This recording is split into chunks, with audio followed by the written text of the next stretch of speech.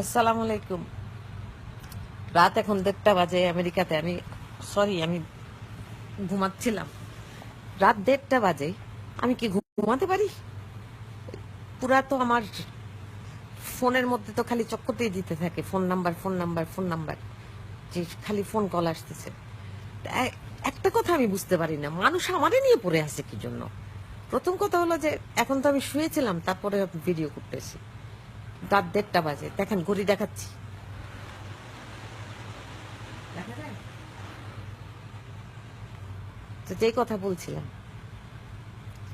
যে আমারে জিজ্ঞেস করে এত কথা, যেই মানুষের সাথে এত কিছু, যার যার সাথে এত কিছু জড়িত, যে কিনা জড়িত, সে হলো সামিরা। সামিরার পরিবারের সবাই বাপ বাপ কথা বলে, ওর বাবা কথা বলে, ওর মা কথা বলে। মা কথা বলে না, সরি।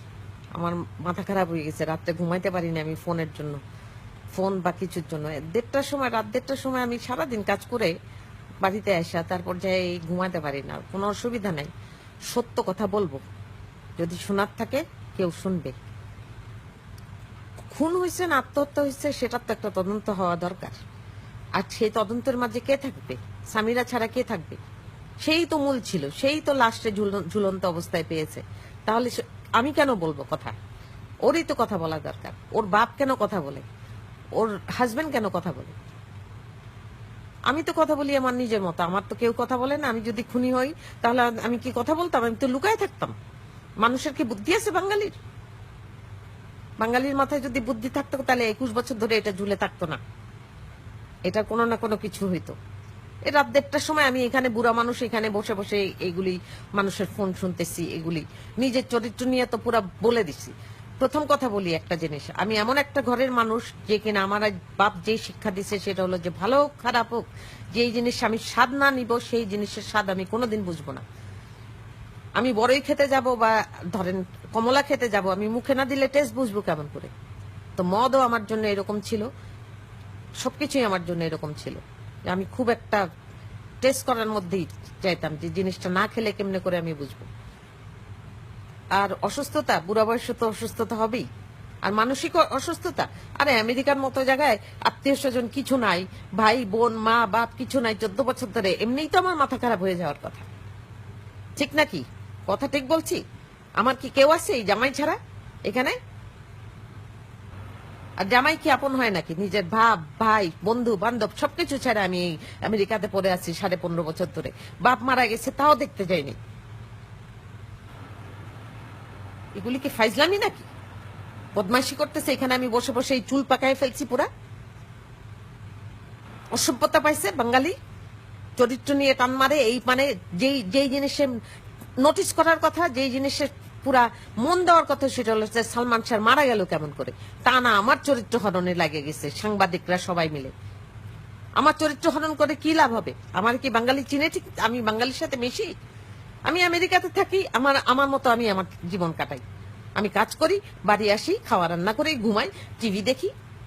তা আমি এই জীবন ছেড়ে আর সালমান শাড়ি নিয়ে পড়ে থাকবো কি জন্য? আমি কি রাজনীতি করতে যাইতেছি বাংলাদেশে? না একটা মানুষের জবাব দিতেছি আমি। যে রাত্রেবেলা ঘুমাইতে পারি না, আমার বারবার জিজ্ঞেস করে যে কে খুন করলো, কে খুন করলো, কে খুন করলো। আর আমি যদি জানতাম যে কে খুন করলো, তাহলে তো আমি নিজে খুন করলেও তো আমি যাই বলতাম যে আমি খুন করছি, কেউ বিশ্বাস করুক আর না করুক। রাত্রেবেলা এখন ঘুমাই আমি, কেউ আর ফোন করেন না। যদি মনে হয় কিছু বলবো না। আর যার কথা যে জানে সবকিছু, সেই স্বামীরাতে কেন জিজ্ঞেস করা হয় না? ওর মারে কেন জিজ্ঞেস করা হয় না? ওর বাপকে কেন সামনে আনে? ও কি প্রধানমন্ত্রীর থেকে দুনিয়ার সব মানুষের থেকে বড় নাকি, যে কি পুলিশে ওরে ধরতে পারে না? ওরে এখন পুলিশ নিয়ে গেলে ওরে কি আদর করে শাড়ি গয়না পরায় ও যায় ঢং করে এখানে বসবে, নালে ঘুমটা দিয়ে যায় বসবে? এমনিতে তো যায় ছবি দেখলে তো মনে হয় যে নায়িকার ভাব। ওর ছবি দেখেন মোস্তাক ওয়াইজের জায়গায়, ছবিগুলি দেখেন কিভাবে চলে। ওরে দেখলে কি মনে হয়? আর সালমান শাহ সবকিছু নিয়ে ও পিছন থেকে চাল চালায়, সামনে আসে না কি জন্য? অসভ্য মেয়ে। বছরের পর বছর আমার সাথে মিথ্যা কথা বলে গেছে, যা বুঝাইছে আমি তাই বুঝছি। আল্লাহ নাই ভাবছে, 21টা বছর ধরে আমার যা বুঝাইছে তাই আমি বুঝা গেছি আর বলে গেছি। আত্মহত্যা আত্মহত্যা আত্মহত্যা। এখন বলুক দেখি যে আমার ছেলেরে কি জন্য, কি কি দিছিল এই কাপড়ের পুটলির মধ্যে, যেটা ফালাইতে দিছিল আমার ছাদের মধ্যে।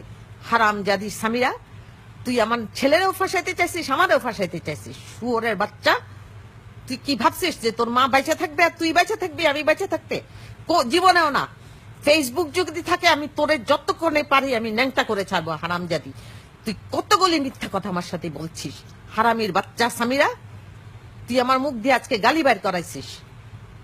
শুয়োরের বাচ্চা, তোর যদি সাহস থাকে সামনে আয়। তুই তো জীবনেও সামনে আসবি না, কারণ তুই তো এরকম মেয়ে যারা সামনে আসে না, পিছন থেকে চাল চালায়।